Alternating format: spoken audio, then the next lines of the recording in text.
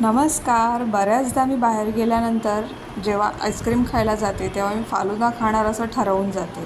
पण जिथे जिथे जाते ना तिथे तिथे त्यांची स्पेशालिटी असते ते मी खायचे, जसं की गडबड आईस्क्रीम वगैरे असं. तर काही कारणास्तव आम्हाला घराबाहेर जायचं नव्हतं, त्याच्यामुळे आम्ही आंबे वगैरे काहीच आणू शकलो नाही. तर आंबा खाणं पण तेवढंच महत्त्वाचं होतं आणि मला फालुदा खायचं आहे असं मी माझ्या मिस्टरांना म्हणाले. तर आम्ही असंच फिरायला निघालो होतो आमच्या कॉलनीमध्ये. तर यांनी मला ही सरप्राईज फालुदा ट्रीट दिली आहे. पण त्याच्या आधी मी जरा आईस्क्रीम खाऊन घेतले असे ट्राय करून, जे मी नेहमी करते. आणि हे बघा, डॅन माझं फ्रेश मँगो फालुदाचं ग्लास. म्हणजे ह्याच्यात फ्रेश मँगो म्हणजे मँगो पल्प, मँगो क्रीम म्हणा, हे दुधामध्ये घालून ते मिक्सरला लावून त्याच्यात मँगो आईस्क्रीम, कुल्फी आईस्क्रीम आणि इतर फालुदाचा मधलं ते सब्जा वगैरे असतात त्या शेवया वगैरे घातलेल्या आहेत. अजिबात जास्त साखर नाही आहे, नॅचरल सगळं जे आहे ते नॅचरल स्वीटनेस त्याचं म्हणजे आंब्याचं असतं ते आहे. आणि माझा चेहरा बघून तुम्हाला कळालंच असेल की ते किती छान टेस्टी लागत आहे ते. पण त्याची किंमत पण तेवढीच आहे. या 2 ग्लासांच्या बदली आम्ही 2 डझन आंबे घेऊ शकलो असतो असं मला वाटलं नंतर, पण हे असं मिळालं नसतं. त्यामुळे हे खूप छान होतं चवीला. हे बघा, मी खूप मजा घेऊन पीत होते, खात होते.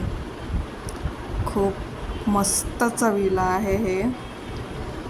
आणि हा फालुदा माझ्या आयुष्यातला पहिला फालुदा आहे. जन्मल्यापासून आतापर्यंत मी कधी फालुदा खाल्ला नव्हता.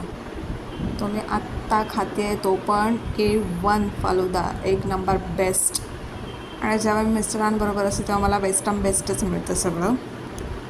आणि जेव्हा मी स्वतःहून मागते मला हे हवं आहे, हवंच आहे, ते मला म्हणतात नाही ते चांगलं नसतं, नाही मला हवंच आहे, तेव्हा ते खरंच मला खराबच मिळतं. ह्याचे मला खूप अनुभव आले आहे. आणि हा फालुदा मिस्टरांनी स्वतः अरेंज केला होता की चल तुला फालुदा हवा आहे ना, मी घेऊन जातो. आणि मला हा फालुदा दिला. माझा अवतार बघू शकता तुम्ही. मी एकदम काकूबाई टाईपच गेले होते. केस वगैरे माझे नॉर्मलच होते, कारण आम्ही नाईट वॉकसाठी निघालो होतो. आणि तेव्हा हे अचानक मी म्हटलं तेव्हा ठरलं. त्यांच्या मनात जे आलं त्यांनी केलं. आले गोवाजीच्या मना, तेथे बायकोचे चाले ना असं नाही. बायकोला जे हवं तेच त्यांच्या मनात येतं आणि तसंच घडतं. मग फालुदा खाल्यानंतर मी एवढी खुश झाले ना की हे बघा, नाचत काय, बागडत काय, मजा काय घेत वेड्यासारखी. फालुदात काही नव्हतं, फालुदात फक्त छानच होतं सगळं. पण हे माझी खुशी आहे जी ओव्हरलोडेड झालेली. तर मी नाचत फिरत उड्या मारत आमच्या कॉलनीच्या खाली अशा फेऱ्या मारत होते.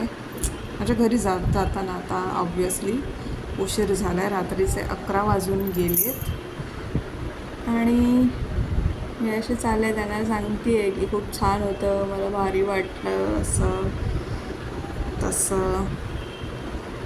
आणि एवढ्या रात्रीची मी खाली पहिल्यांदाच उतरले. म्हणजे कुठे गावी वगैरे फिरायला किंवा कुठे जायचं असेल तरच आम्ही रात्री किंवा पहाटे उतरतो, नाहीतर एवढ्या रात्रीचं कधीच नाही उतरत. पण आम्हाला सूर्यकिरण टाळूनच रात्रीचं उतरायचं होतं आहे, म्हणून आम्ही असं रात्रीचं उतरलो बाहेर. हे बघा, मजा घेत चालले फालुद्याची टेस्ट आणि त्याचं ते सगळं ॲटमॉस्फिअर. चांदोबा माझ्या खूप खूप आवडीची गोष्ट. हां, तर ते ॲटमॉस्फिअर आणि सगळं एन्जॉय करत मी चालले होते. जणू काय लहान बाळच माझ्यात संचारलं होतं. हे बघा, आणि हे मला व्हिडिओ कॅप्चर करत होते, माझा व्हिडिओ घेत होते. आणि मी अशीच बाळ चाळे करत चालले होते, लडी बाळपणी. बघा, चालून कंटाळा आला आणि छान हवा सुटलेली तेव्हा. म्हणजे गरमी एवढी होते ना, तर बाहेर खाली उतरल्यानंतर एवढं गार आणि शांत वाटतं ना की वाटतं की जाऊच नाही घरी, असंच फिरत राहावं. असं फिरत फिरत आम्ही जात होतो. आणि माझं नेहमीचं ठरलेलं, जसं देवापुढे प्रदक्षिणा घालतात तसे मी स्वतःभोवती प्रदक्षिणा फेऱ्या मारत होते. आणि हे बघा, ह्या अशा उड्या मारत होते.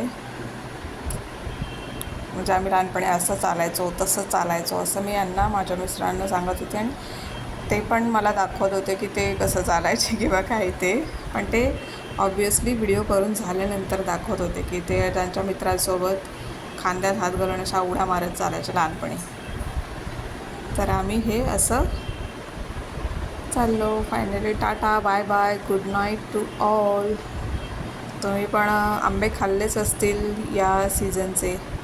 आम्ही जस्ट फालुदाच्या रूपात टेस्ट केले. तुम्हाला व्हिडिओ कसा वाटला हे नक्की कळवा.